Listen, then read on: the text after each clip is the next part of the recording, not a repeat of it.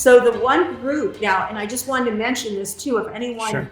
is interested in adopting, I'd like to go into that a little bit, but just let me mention Absolutely. now, Jan Rogers of redbirdstrust.org can Okay. provide a lot of information on the Oniki roundups and also on helping with adoption.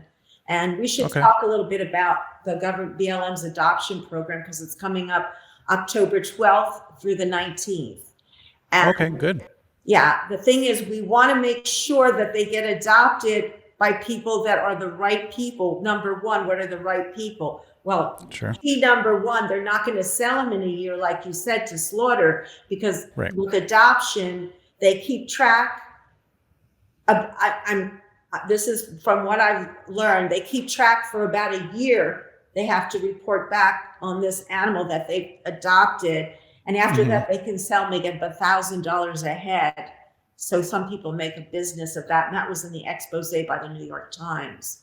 Wow. So what this Okay. organization, redbirdstrust.org, which I'd like to name a few organizations if you don't Yeah. mind through our talk, but Sure. they help with the adoptions, and they're trying to keep the bands together and the mothers and the foals together.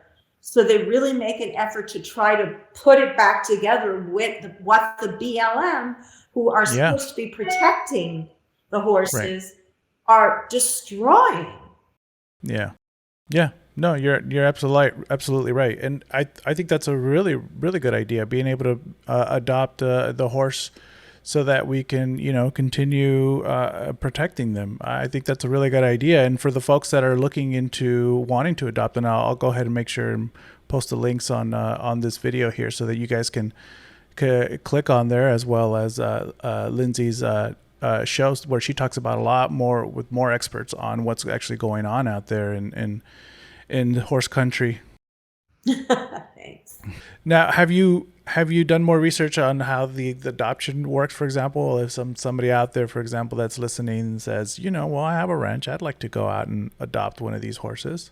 Yeah, you have to apply through the BLM, and the BLM has a website.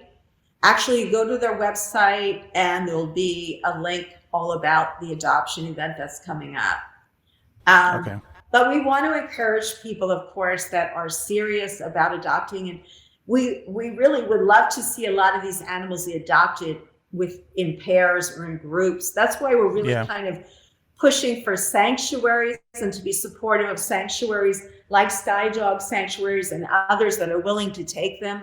If we can Yeah. help with funding and things like that, that would be a great way to help. But if someone is serious about adopting and keeping the horses, there are a ton of horses, because I think with the first roundup, only about 55 horses got adopted.